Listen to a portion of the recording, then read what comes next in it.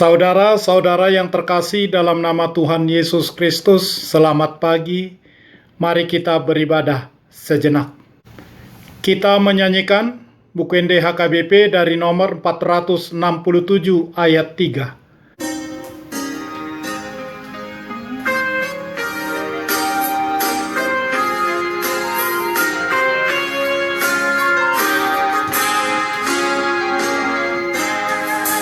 Nan tindak kon hami hagogo on mitutong paluahon na mardosa nang parjahat na bulong inganan murohanami tondi mi manggohi pakai dohot ngolunami gabe ulami.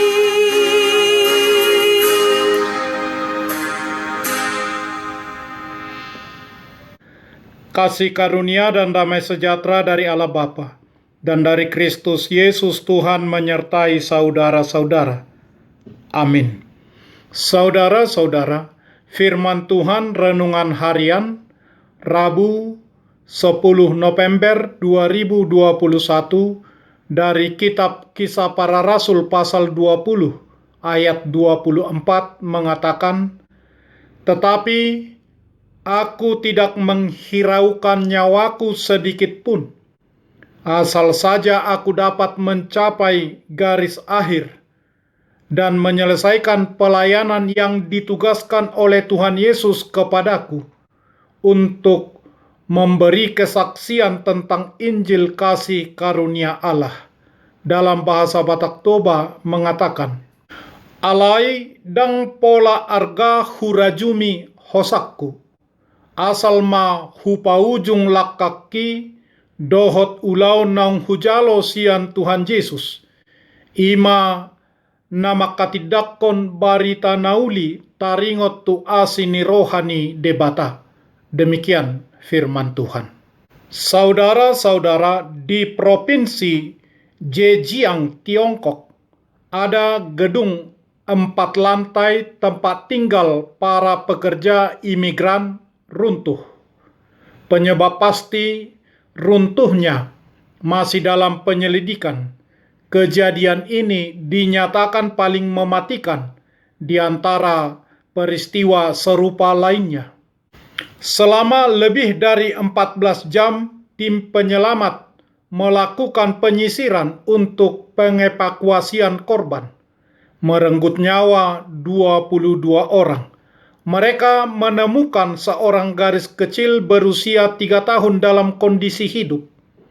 Gadis kecil yang ditemukan selamat dalam pelukan ayahnya yang oleh tubuh ayahnya, sementara reruntuhan bangunan menimpa tubuh si ayah tersebut. Gadis kecil itu selamat karena terlindung oleh tubuh ayahnya sementara reruntuhan menimpa tubuh mereka.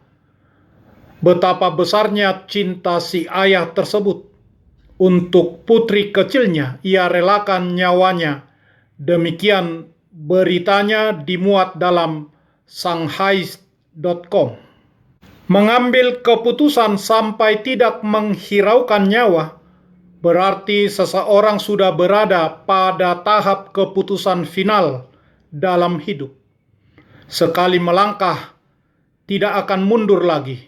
Sekali berjuang, pantang surut menyerah. Sekali mengikut Yesus, tetap mengikut Yesus, walau nyawa taruhannya. Itulah yang terjadi dalam hidup Rasul Paulus.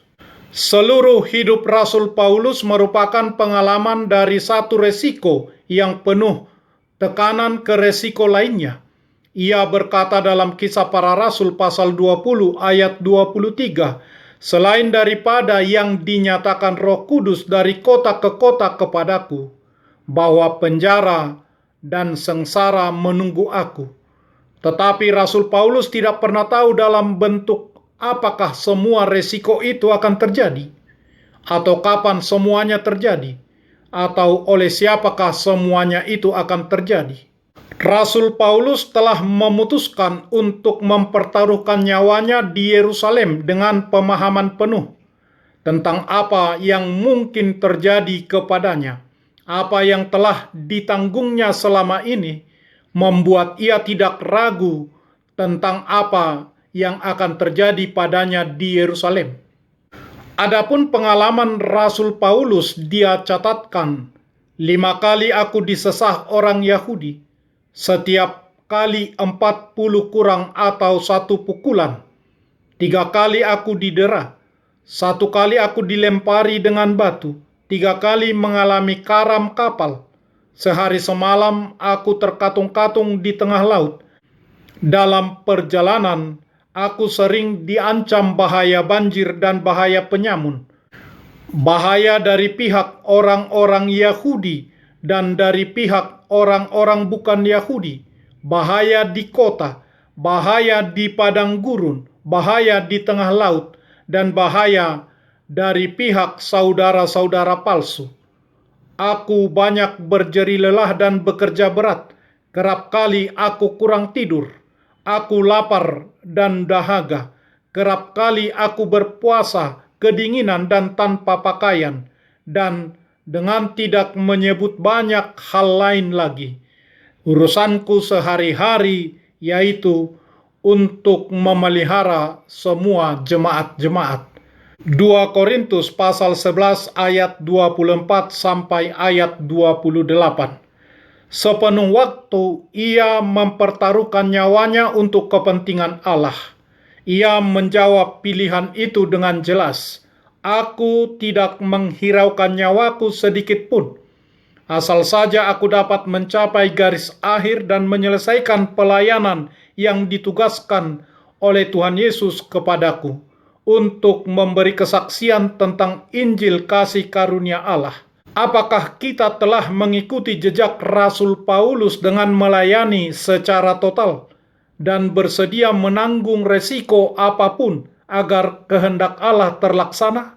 Semua itu boleh terjadi hanya karena Yesus Kristus menyertai setiap orang percaya yang mau melakukannya senantiasa sampai akhir zaman. Matius pasal 28 ayat 20b. Mari mengandalkan penyertaan Yesus Kristus dalam melakukan firman-Nya. Amin. Marilah kita berdoa. Ya Allah Bapa kami di sorga, karuniakanlah Roh Kudus bagi kami untuk memberi kekuatan, memberi keteguhan dan memberi ketetapan hati supaya iman kami tidak tergoyahkan. Bimbing dan ajarlah kami, ya Tuhan, agar kami benar-benar dan sungguh-sungguh menyerahkan diri, hati dan jiwa kami kepadamu saja, dan setia melakukan firman-Mu sebagai korban yang hidup dan kudus, oleh sebab anak-Mu Yesus Kristus Tuhan kami. Amin. Marilah kita menyanyikan buku nyanyian HKBP dari nomor 467 ayat 3.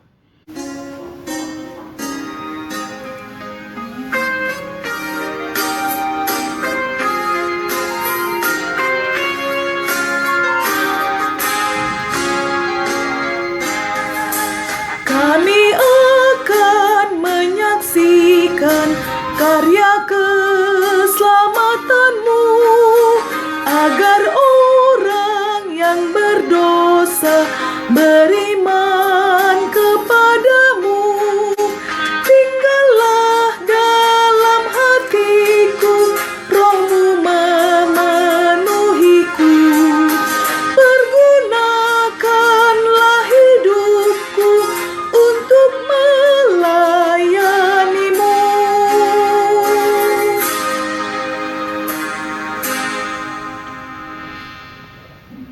Kita bersama-sama berdoa dengan doa Bapa kami. Bapa kami yang di surga, dikuduskanlah nama-Mu.